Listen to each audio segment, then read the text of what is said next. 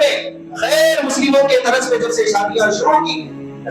غیر مسلم سماج سے جب سے شادیاں سیکھ کر اپنے گھروں کی شادیاں صرف روٹے کے اوپر اللہ اور اس کے رسول کو دھوکہ دینے کے لیے، اللہ اور اس کے رسول سے کھیل کھیلنے کے لیے، اپنی منافقت چھپانے کے لیے یہ لکھا جاتا ہے کہ النکاح من سنتی، اور وہ حدیث لکھنے والا بے وقوف، وہ حدیث لکھنے والا جاہل شادی کے اندر جہیز بھی لیتا ہے،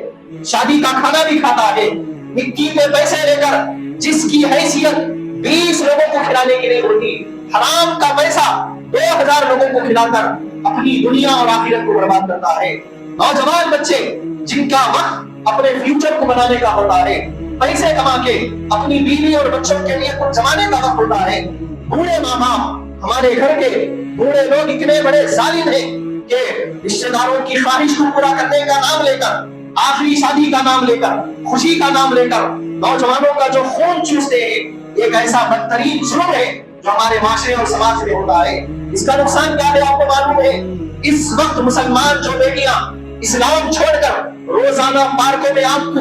غیروں کے ساتھ جو دکھ رہی ہے، ہوٹلوں کے اندر، لاڈجوں کے اندر غیروں کے بستروں کا جو بچھونا بن رہی ہے، غیروں کے ساتھ بغیر کسی شرم اور حیا کے ایک مسلمان بچی اسلام کو چھوڑ کر اپنے گھر کو لات مار کے جا کے جو غیروں کے ساتھ شادیاں کر رہی ہے، اس کے ذمہ دار صرف ماں باپ نہیں ہے، صرف خاندان نہیں ہے، ہم سب ذمہ دار ہیں۔ ہم سب سے پوچھا جائے گا، ہم سب سے قیامت کے دن سوال ہوگا کہ یہ بیٹیاں ہم نے شادیوں کو جس نظام پر بنا دیا، جو تباہی ہم نے شادیوں سے لائی ہے، کیا ہو گیا ہمارا حال؟ ہمارے بچے تعلیم سے دور، اتنے دور آپ محلے کے 100 نوجوانوں کو کھڑا کریے،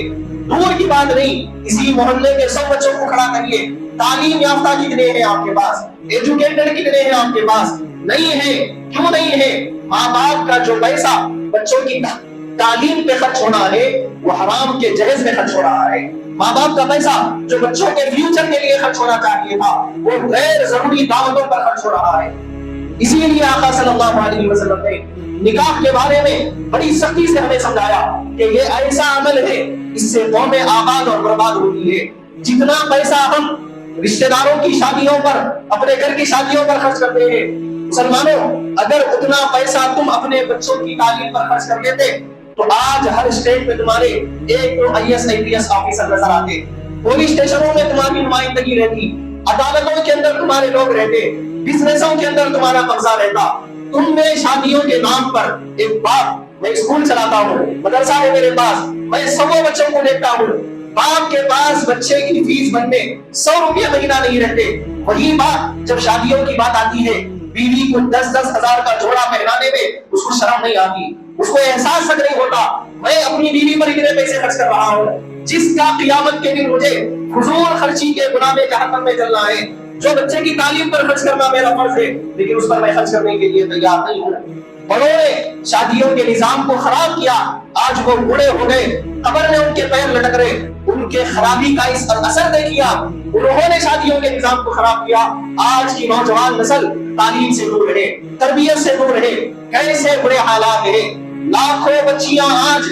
غیروں کے حوالے ہونے والی بچیوں میں وہ بچیاں بھی ہیں جن کی عمریں گزر گئی، بوڑھے باپ کے پاس جہیز کا پیسہ نہیں تھا تو مجبوراً باپ اپنی آنکھیں بند کر لیا کہ میری بیٹی جس کے ساتھ بھاگ جائے اس لیے کہ میں اس کے جہیز کا انتظام نہیں کر سکتا۔ کئی بیٹیاں آج غیروں کے ساتھ شادیاں کر رہی ہے، اس میں ایک وجہ یہ بھی ہے۔ اس کو ختم کون کرے؟ اس کو دور کون کرے؟ شادی کے اوپر بیانات بہت ہیں آپ کے پاس، تنظیمیں بنائی گئی، تحریکیں بنائی گئی، لیکن جب تک آپ اللہ کے نبی صلی اللہ علیہ وسلم کے امتی ہونے کا فرض ادا نہیں کریں گے یہ چیزیں ختم نہیں ہو سکتی۔ ختم کرنے کا طریقہ یہی ہے کہ بولنے سے یہ چیزیں ختم نہیں ہوتی۔ آپ ایسی شادیوں میں ہر قسمت چاہیے جن شادیوں میں جہیز لیا جا رہا ہے، چاہے آپ کا سگا بھائی کیوں نہ ہو، اگر دل میں رتی برابر نبی کی محبت ہے تو پھر ہو سکتا، نہیں ہے دل میں نبی کی محبت، صرف جھوٹے دعوے ہیں مسلمان ہونے کے، تو پھر آپ کے پاس بینڈ بازوں میں ناچنے کر بھی کوئی شرم نہیں آتی، آپ کو شادیوں کے نام پر رسم و رواج کرتے ہوئے بھی کوئی شرم نہیں آتی۔ اگر آپ مسلمان ہیں،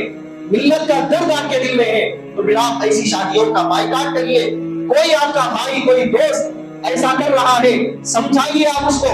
نوجوان ہمارے ایک ٹرینڈ بن گیا کہ شادیوں کے موقع پر دوست کی شادی ہوتی ہے، عرفہ بلایا جا رہا، پودینے کا ہار لگایا جا رہا، ایسے ناچا جا رہا، ایسے ناچا جا رہا جیسا کہ یہ دنیا کے بادشاہ ہیں۔ سوچیے آپ کتنے شوق سے آپ ناچ رہے ہیں، کس بات پر ناچ رہے ہیں؟ ایک دوست شادی کر لیا آپ کا، اسی محلے کے اندر آپ کی بیٹیاں غیروں کے بستر پہ سو رہی، کیسا ناچنا آپ کو نہیں ہوگا؟ آپ کی کتنی بہنیں شوہروں کا سہارا چھوٹنے کی وجہ سے کمپنیوں میں جا کر اپنی عزتوں کو نیلام کر رہی ہے، پھر بھی آپ کو ناچنا آ رہا۔ آپ کے محلے کے اندر کئی بچے تعلیم سے دور ہو کر جہالت والی زندگی گزار رہے ہیں، آپ کو کوئی فکر نہیں ہے اپنے خاندان والوں سے، اپنے محلے والوں سے، محمد رسول اللہ کی اس امت سے، مسلمانوں پر ہونے والے درد اور تکلیف سے۔ پھر یاد رکھیے آپ مسلمان نہیں ہو سکتے، آپ یا تو منافق ہیں یا پھر کچھ اور ہے۔ آپ اگر آپ مسلمان ہیں تو جو درد آپ کے پیغمبر کے دل میں تھا وہ درد آپ کے دل میں آنا ضروری ہے۔